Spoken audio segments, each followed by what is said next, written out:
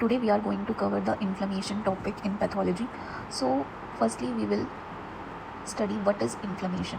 Inflammation क्या है? Inflammation हमारा जो बॉडी है ना, कोई भी अगर इंजरी हुई है, कोई भी हार्मफुल स्टिमुलस आया है, उसके अगेंस्ट प्रोटेक्टिव रिस्पॉन्स हमारी बॉडी जो है वो देती है. कोई भी हार्मफुल स्टिमुलाई हो सकता है, पैथोजन हो सकता है कोई भी, या कोई हमारे इरिटेंट्स हो सकते हैं, ठीक है.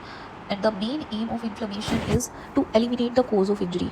मीन्स किसी भी वजह से इंजरी हुई है, उस कोज को एलिमिनेट करना मेन वर्क होता है हमारे इन्फ्लेमेशन का, ठीक है. नेक्स्ट आता है remove necrotic tissue. Necrotic tissue जो हो जाता है, हमारे डेड टिश्यूज़ जो हो जाते हैं, उनको रिमूव करना, उनको हटाना एंड इनिशिएट हीलिंग, और हीलिंग को स्टार्ट करवाना. Next cardinal science. हमारे इन्फ्लेमेशन के कुछ कार्डिनल साइंस हैं, 5 होते हैं टोटल, ठीक है. सो सबसे पहला है हमारा रेडनेस. रेडनेस हुई अगर इन्फ्लेमेशन है तो ये 5 चीज़ें हैं, तो वी कैन से दैट कि वो इन्फ्लेमेशन है. Redness, heat, swelling, pain, loss of function. Next we will see the causes of inflammation, how it will be caused. कोई भी हमारा इन्फेक्शियस एजेंट हो सकता है, just like bacteria, virus, fungi, parasites. Non infectious agents में अगर आपकी कोई बर्न या रेडिएशंस की वजह से सर्जरी हुई है, ठीक है, केमिकल्स है, कोई भी टॉक्सिन है, या कोई भी फॉरेन एजेंट है, ठीक है. इम्यूनोलॉजिक में ऑटो इम्यून डिजीज़ की वजह से इन्फ्लेमेशन डेवलप हो सकती है. एलर्जिक रिएक्शंस की वजह से हमारी हो सकती है. और किसी को अगर इश्चीमिया है, ब्लड सप्लाई रिड्यूस हो गया, नेक्रोसिस, सेल डेथ हो गई है.